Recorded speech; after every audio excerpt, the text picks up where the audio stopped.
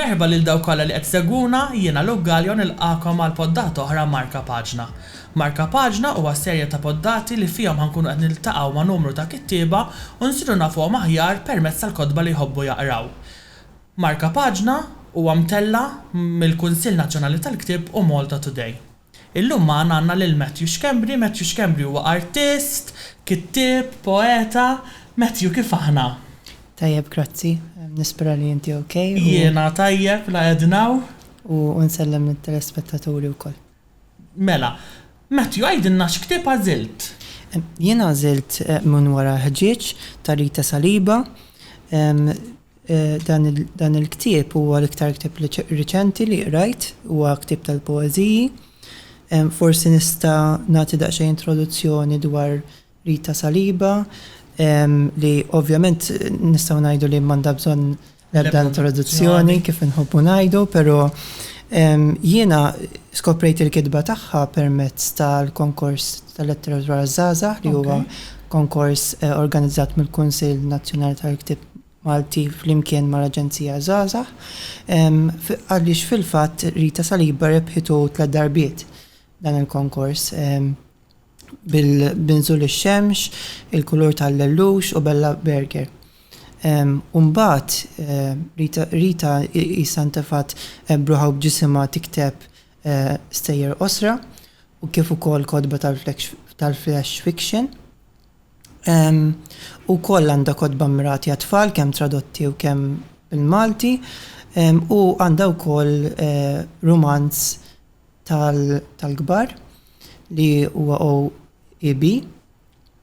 U issa kifet l-ewwel li m'għandha bżonn l-ebda introduzzjoni, però issa qed tintroduċi ruħha bħala poetessa u qed tidħol f'dan il-qasam b'din l-ewwel ġabra tagħha tal-poeżija. Jiena fil-fatt l-ewwel inkontri ma' Rita Saliba fis-sens ta' kodba u ta' fiction kienu in-novelli, numru ta' novelli, u anka niftakar milux rajt xi traduzzjoni mill-Malti għall-Ingliż ta' Rita Saliba. Ma fil-fatt tkellimna ħafna dwar il-poeżija u jiena nħobb ħafna naqra l-poeżija u dan vera laqatni bħala ktieb tal-poeżija xuwa isu ħafna hemm similaritajiet imma hemm numru ta' differenzi wkoll ma' poeżija miktuba minn nisa Maltin ukoll. Inti x'impatt ħalla fuqek din il-ġabra? Jiena inħoss li għandi ħafna xi ngħid dwar dan il-ktieb. Kif semmejt inti hemm isu tradizzjoni ta' poeti femminili li ukoll f'dan il-ktieb hemm l-istudju fl-aħħar hemm l-istudju ta' Olivia Borch li wkoll għandha impenn sabiħ speċjalment lejn tistudja l-poeżiji miktubin minn poetessi Maltin. Nibdew minn Mary Mejla u nkomplu sal-lum Rita Saliba. Jiena inħoss li speċjalment anki fil-poeżiji tiegħi għandi nafhom ħafna l-poeti femminili iktar mill-poeti maskili, ġifieri iktar kellhom impatt fuqi. U forsi nistgħu wkoll minn hawnhekk ukoll insemmu forsi xi ħaġa rigward it-titlu wkoll. Għaliex it-titlu huwa hija xi ħaġa li ovvjament u t-titlu l ħaġa li tolqot bħal qoxra wkoll. U il-ħġieġ huma hija ġbija ġeneruża ħafna li hemm ħafna x'wieħed jaħseb fuqha. Per eżempju, kif issemmi Olivia Borch ukoll fil-studju tagħha hemm l-idea ta' trasparenza ma wkoll ħġieġ jista' jkun tappan, u jiena tiġini f'moħħi l-iktar l-idea tal-poetessa jew inkella tal-karattri, għaliex ħafna drabi aħna qisu ninsew li poeżiji wkoll għandhom il-persona tagħhom, għandhom in-naraturi tagħhom. U jisu l-immaġni l-ewwel li titfaċċa f'moħħi hija tal-poetissa tosserva minn wara l-ħġieġ. Li naħseb hija xi ħaġa li ħafna kittieba jistgħu jirrataw magħha li fl-aħħar mill-aħħar aħna nosservaw ħafna forsi nissendikaw ftit ukoll lil ħaddieħor biex ovvjament ikonna l-materja prima tal-kitba. Jiena fil-fatt meta kont qed naqra din il-ġabra għamilt nota minn wara l-ħġieġ u provajt innizzel x'inhu l-ħġieġ. Fil-fatt hemm poeżija li tirreferi ħafna l-screen għat-tablet u għat-television u mbagħad hemm numru ta' poeżiji semmu ħafna t-tieqa li inti issa qed tara tissendika bażikament tara xem wara t-tieqa jew jiġifieri jien ħass dil-ġbija li inti semmejt minn wara l-ħġieġ vera ħassejta taħdem ħafna bħala fil-ġabra. Sħiħa użat il-kelma ħġieġ li jista' jfisser li issa tirreferi għal ħafna affarijiet milli għal ħaġa waħda. Jiġifieri I'm glad li isna ħsibna fl-istess ħaġa. Tajt xi kultant inħoss li meta taqra l-poeżija qisu iżolament. Isek pers li ma tantx ħafna nies li jaqraw poeżija, poeżija l-iktar l-inqas li tinqara, inħoss li xi kultant tagħmel interpretazzjonijiet waħdek. Imma sabiħ ukoll li jkollok ma' min taqsam u tirrifletti fuq dak li ħsibt inti u ħadd ieħor jaħseb bl-istess mod bħalek. Naqbel miegħek hija sfortunatament il-poeżija hija huwa forsi l-iktar ġeneru li n-nies ma tantx ifittxu, però huwa ġeneru wkoll li poeti ovvjament għax huma poeti imma speċjalment dawk Maltin jibqgħu joħorġu pubblikazzjoni wara oħra u iktar naħseb minn ġeneri oħrajn huwa popolari ħafna. U forsi xi ħaġa li anki għalfejn pereżempju insistejt li nġib tip tal-poeżija għaliex il-poeżija tista' minħabba il-qosor tagħha tista' taqra iktar forsi malaj minn romanz ta' ħafna paġni, għalkemm naħseb li dik tqarraq bina wkoll daqsxejn għaliex fiha pereżempju anke f'daw il-poeżiji għandek imbagħad interpretazzjoni li miċċokon hemm kobor ġifieri li tista' ġifieri taqraw tibqa' taqraw toħroġ b'interpretazzjonijiet differenti. Jiena naqbel miegħek fil-fatt mhux l-ewwel darba li nkun qed naqra poeżija u naqra ġurnata oħra jew siegħa wara jew ftit mumenti wara u ngħid illallu. Da mhux l-istess ħsieb jew mhux l-istess messaġġ li qrajta mill jien nafġi li tkun infixkel jew tkun qed taħseb fuq xi ħaġa oħra jew tkun ma tkunx moħħok. U jiena dik li toġobni ħafna fil-poeżija x'inti meta taqra dejjem ħassib xi ħaġa, jew ħassib xi ħoss, jew ħassib xi ġbija, jew ħassib xi metafora li dejjem ħajkollok taħseb fuqha. U anke l-użu tal-figuri tad-diskors, pereżempju f'din il-ġabra vera laqatni għax il-kliem huwa sempliċi fi sens mhux sempliċi qed ngħidha b'mod negattiv, imma mhux Malti li arkaik jew Malti li huwa diffiċli biex taqra, anzi fis-sempliċità tiegħu fil-kliem li niltaqgħu miegħu kuljum hemm dan il-messaġġ profond li hija naħseb waħda mill-affarijiet sbieħ tal-poeżija. Naħseb jiena nħoss li f'dawn il-poeżiji Rita rnexxilha ssib bilanċ sabiħ ħafna bejn kif qed tajt inti bejn il-kliem li forsi u ġbijat forsi li huma daqsxejn tqal, imma wkoll dawk li huma ġejjin kważi direttament mill-lingwa ta' kuljum ukoll.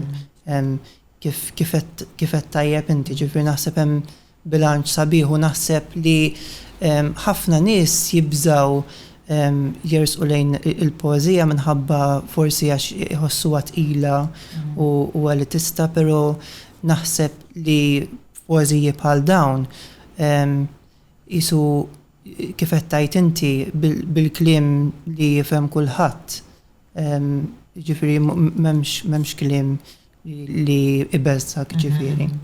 U jiena li laqatni wkoll f'din il-ġabra hija l-aspetti diversi li tidħol fihom Rita Saliba. Jiena l-ewwel ftit poeżiji vera rajthom breqqa u rajthom b'mod maġġel għax rajthom ishom ilħna ta' protesta. Protesta dwar l-iżvilupp, eleġija għall-ambjent li qed jinqered u li qed jintilef, hemm da sens ta' frustrazzjoni lejn x'qed jiġri fil-preżent f'kuntrast ma' dak li kellna fil-passat. Issu tradizzjoni kontra l-iżvilupp jew il-preservazzjoni kontra l-iżvilupp. U wkoll imbagħad ovvjament hemm poeżiji li huma dwar l-esperjenzi li għaddi minnhom il-persona, hemm ħafna poeżiji miktubin fl-ewwel persuna, jiġifieri huma ovvjament aktar aċċessibbli nħoss jew aktar ta' stil autobiografiku, għall-volja niddistingu bejn il-persona u l-poeta. Inti x'taħseb dwar dan kollu? Meta qrajtu inti moħħok fiex mar, fiex ħaseb? Jiena kif semmejt tajjeb inti anki fil-istudju tal-kritiku tal-aħħar Olivia Borch taqsam l-istudju fit-tlieta barra l-introduzzjoni u l-konklużjoni u issemmi l-esperjenzi kif tajjeb inti l-ambjent, il-protesta tal-ambjent u wkoll il-frammentazzjoni tal-jien. Issa jiena nħoss li l-iktar poeżiji li għalija laqtuni, l-iktar li laqtuni kienu dawk dwar l-ambjent u dwar l-isfreġġju tal-ambjent. Kif tkellimna wkoll hemm ħafna kważi hemm referenza għal l-elementi kważi kollha tan-natura, ġifieri hemm x-xita, hemm il-baħar, kważi kollha jissemmew il-flora u l-fauna l-iktar speċjalment tipi ta' fjuri differenti bħal wart u pjanti u koll. L-żluber semmi minnhom narċis. U meta semmihom jiena narhom ishom fuq livell ta' telfa. Inħoss li meta semmihom hemm din is-sejħa lej isna qed nitilfu dan il-wirt, dan l-ambjent li għandna issa sar fabbrika jew issa saret triq ġdida jew twessat triq allura dawn il-pjanti ġew meqruda. Naħseb nara xebħ f'dak il-każ nara xebħ bejn Rita Saliba, il-kitba ta' Rita Saliba u il-poeti moderni. Bħal per eżempju nsemmu l-Viktor Fenek li huwa wkoll dan il-ktib huwa dedikat għalih infatti li impenjaw ruhom għal-kitba dwar l-ambjent dwar il-protesta kontra l-erda tal-ambjent. Però naħseb xi ħaġa li nara interessanti fil-poeżiji, f'dawn il-poeżiji partikolari huwa li hemm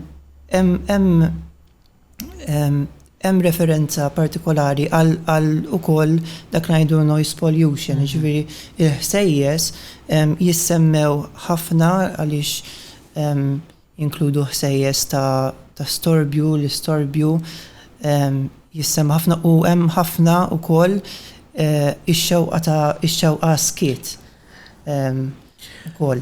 Fil-fatt hija kbira. Fil-fatt hemm poeżija xi ħaġa dwar ma nafx jekk jistgħid madwar xi drill jew xi ħadd jidrillja. Serqulna skiet. Serqulna skiet, eżatt. U ovvjament jiena vera laqtitni fil-ħam il-ħajax kemm ili noqgħod fid-dar li noqgħod fiha bħalissa inbnew 4 djar oħra fi żmien vera qasir. Allura asnaf silenzju fejn noqgħod jiena għax dejjem kien hemm il-ħoss tal-kostruzzjoni għaddej. Jiġifieri din hija realtà li mhux din hija realtà, din saret realtà li ħafna nies qed iħabtu wiċċhom magħha. Ekku. Jiġifieri jiena inħoss li din il-ġabra hija konxja tal-fatt li hija protesta. U mhux protesta biss ta' x'inhu jiġri, imma iżommok aware ta' telf li qed isir. U jiena vera rajthom dawn iż-żewġ affarijiet vera jitlu f'xulxin b'mod vera tajjeb, b'mod vera Mista nuża l-kelma innovattiv, ma ħsibx li hija innovazzjoni, imma vera b'mod li jolqotok. Jiġifieri minn ħajqara dil-ġabra ħajt illallu qed ninduna x'inhu jiġri hawnhekk. Isu ħafna poeżiji isu konfront bejn natura u l-qerda tagħha, ishom jaħbtu ras imbras isu. U kol ta' minn nisemmi u koll li għamilt għacċenna li għan tiftitilu hija t-tifsira ta' ambjent bħala ambjent soċjali, per eżempju, fej semmejna u koll inti semmejt l-agġeġġi digitali, bħal per eżempju il-mobiles u l-screens ekku hemm referenza u koll għal-ħġieġa moderna biex ngħidu hekk li jisu tfixkil waqt li taqadna ma' xurxin u koll tfixkilna mill-relazzjonijiet ta' xurxin u koll li jider li joħroġ f'dawn il-poeziji u koll. Mela, Matthew, tiġ taqranna poezija minn din il-ġabra. Jiena jekk niftakar sew mill-konverzazzjoni li kellna għat li laħat taqra l-ewwel poezija xek djar tal-pupi li tinsab fuq l-ewwel paġna tal-ġabra minn għandu l-ktib. Fuq l-ewwel żewġ paġni fil-fatt. Ekku. Naħseb li hija bħala bidu b'saħħtu ħafna u koll is-servi ta' dewqa wkoll għal min qed jarana wkoll. Il-poeżija jisimha Djar tal-Pupi. Mill-ħajt diviżorju lemħet aktar dbajja suwed, jiżdiedu brata ta' metastasi. Fuq tibjida qed farfar is-snin. Il-ġebla m'hemmx li tinxef wara xitwa mxarba u kiesħa. Iħsejjes tal-inġenji mbakra kompliċi mal-ħna jitkellmu lingwa li qatt ma talmet. It-tawla tal-barra fuq triq mdella. Il-ħadid jitbandal fuq il-bejt werzaq teddida. In-naxra d-dendila ġewwa wara tieqa mbexqa. Tistenna għal xejn raġġifietla jqarqu ħwejjiġa. Riħithom it-tappan il-kmamar fid-dar fejn trabbiet u rabbiet u l-imrieżaq tad-dwal nebbiexa inkew l-irkejjen tul is-snin. Taħdeja bijaw xarilu mank selmu tal-aħħar, flok darhom tal-Franka tela blokka tal-briks griża.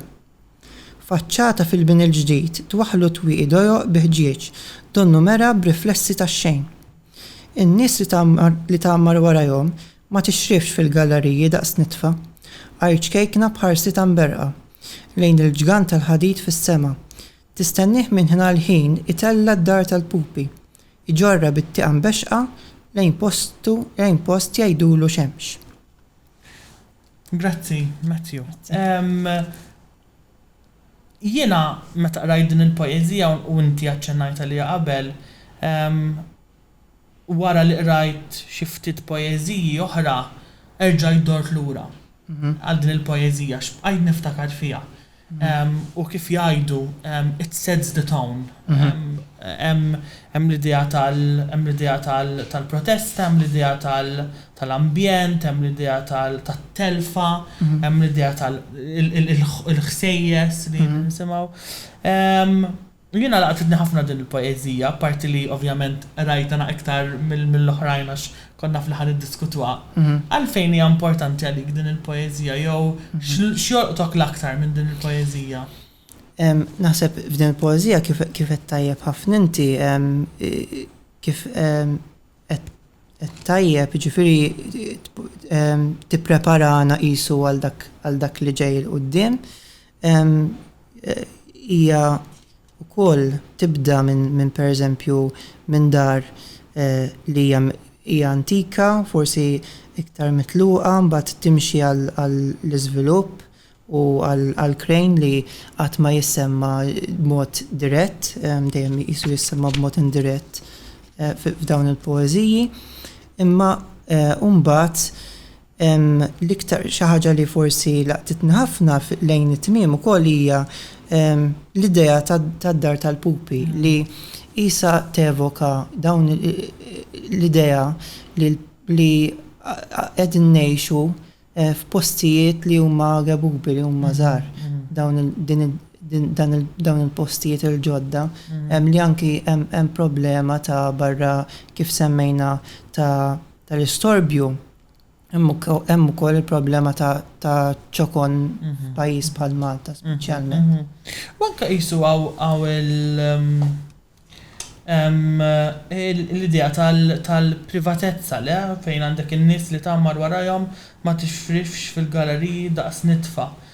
Qisu m'hemmx dak inti l-ewwel semmejt l-idea ta' ambjent soċjali le qisu Ettorina Saliba li issa l-komunità tinbidel, ma nafx hekk eżatt f'din il-poeżija ma f'poeżiji oħra meta kont qed naqra ħassejtu dak lan li l-idea ta' komunità, l-idea ta' isek tkun taf min huma l-ġirien tiegħek u dawn l-idejat issa semmihom ftit jew wisq.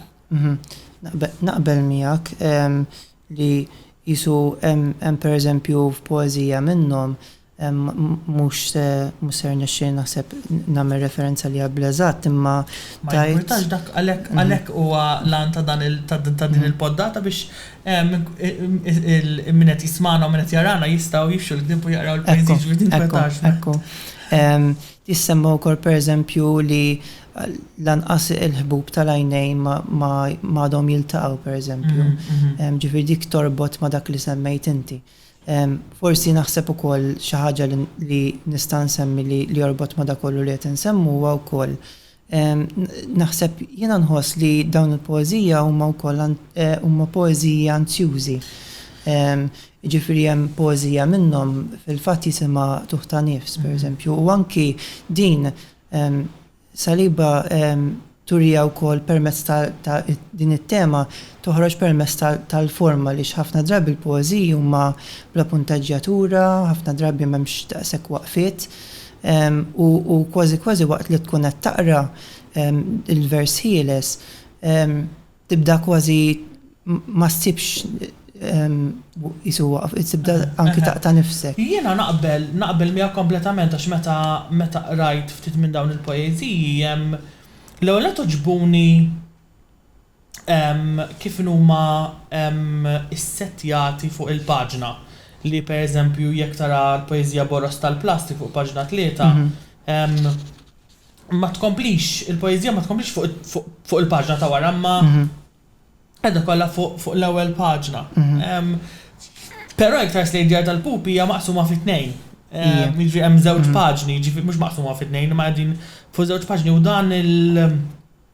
dan il-setting u dan il-lob bil-poeżija kif għandha tidher fuq il-paġna laqatna ħafna u bdejt nipprova naħseb fuq il-ħsieb warah u jiena wkoll hekk ħsieb taf f'dan is-sens ta' ansjetà, frustrazzjoni, Issu kif uħossu, ma nafx, jiena meta qrajtu fakkarni eżatt f'dan iż-żmien kollu li ilna ilhom jinbnew dawn il-postijiet ħdejja u vera jħossok bla nifs, vera jħossok frustrat għax ma tista' tagħmel xejn u tibda tgħid fejn ħammur, fejn naħrab. Issa m'hemmx tweġiba, fimt ma sax taħrab minn din is-sitwazzjoni u naħseb il-persona ta' din il-ġabra wkoll tħossek naħseb jiena.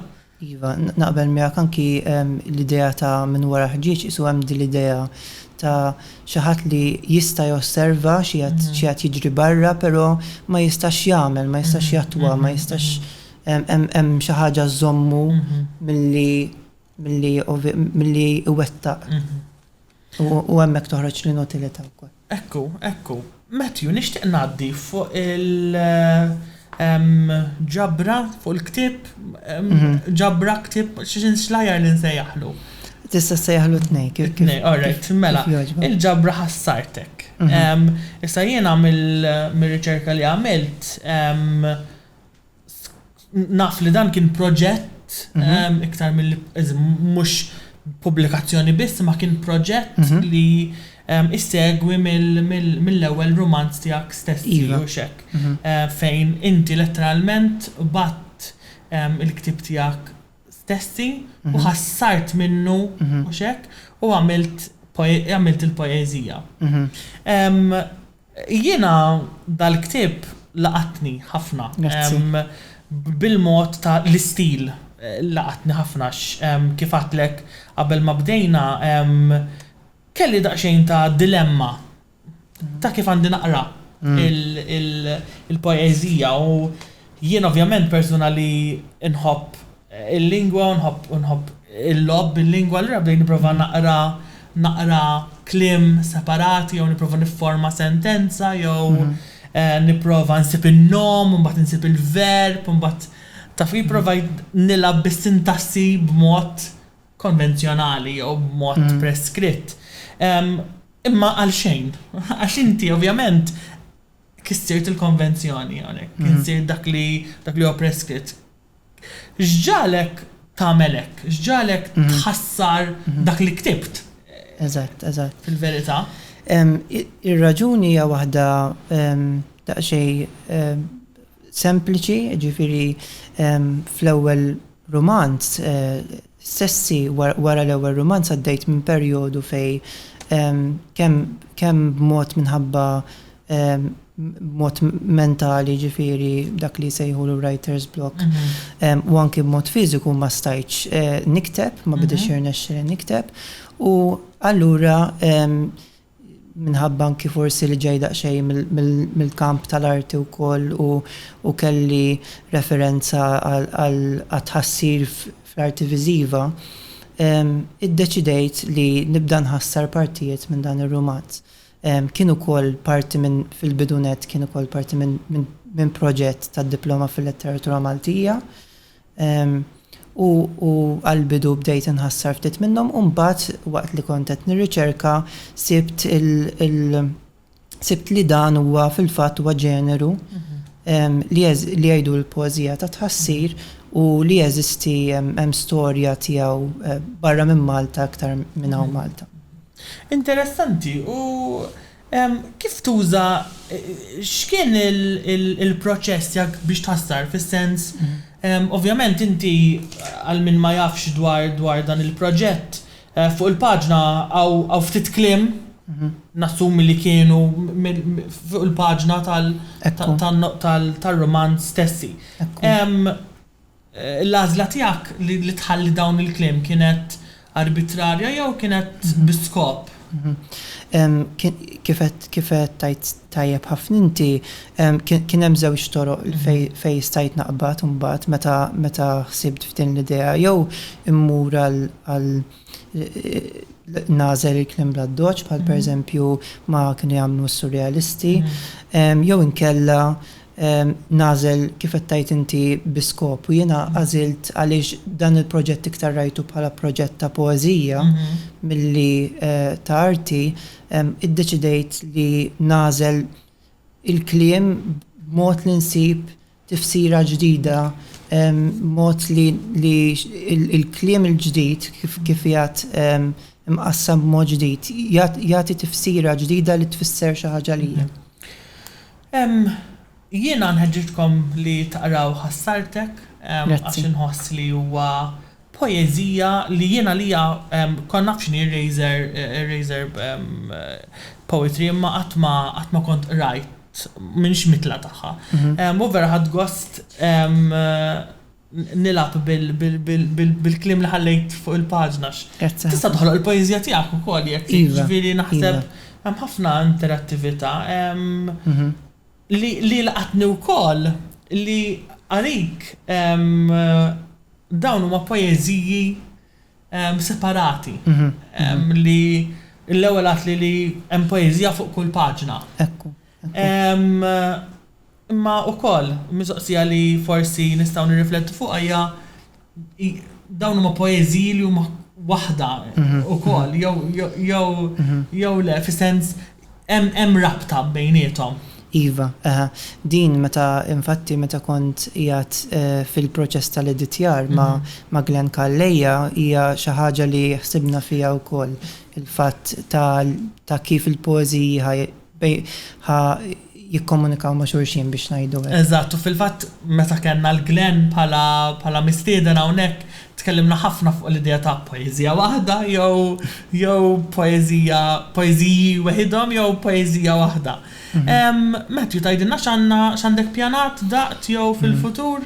Bħalissa qiegħed naħdem fuq ktieb li huwa għażażagħ, ġifieri wara ħastartek eni bħal speċi noħroġ minn dik qisu l-eluq li kont spiċċajt fih. U qed naħdem u issa suppost il-manuskritt ħaddi għal-proċess tal-editjar. Proset. Mela aħna ħerqanin biex naqraw u insiru nafu aktar dwar il-pubblikazzjoni tiegħek. Grazzi tal-li kont magħna. Grazzi immens. Marka Paġna jixxandar kull nhar ta' 3 fis-6 fuq YouTube, il-paġna Facebook tal-Kunsill Nazzjonali tal-Ktieb u Malta Today. U bħal-audio ssibuh fuq Spotify u Apple Podcast. Infakkarkom fil-Festival Nazzjonali tal-Ktieb mit-23 sa 27 ta' Novembru fl-MFCC. Grazzi tal-li kontu magħna, narawkom fl-episodju li jmiss. Grazzi Matthew. Grazzi.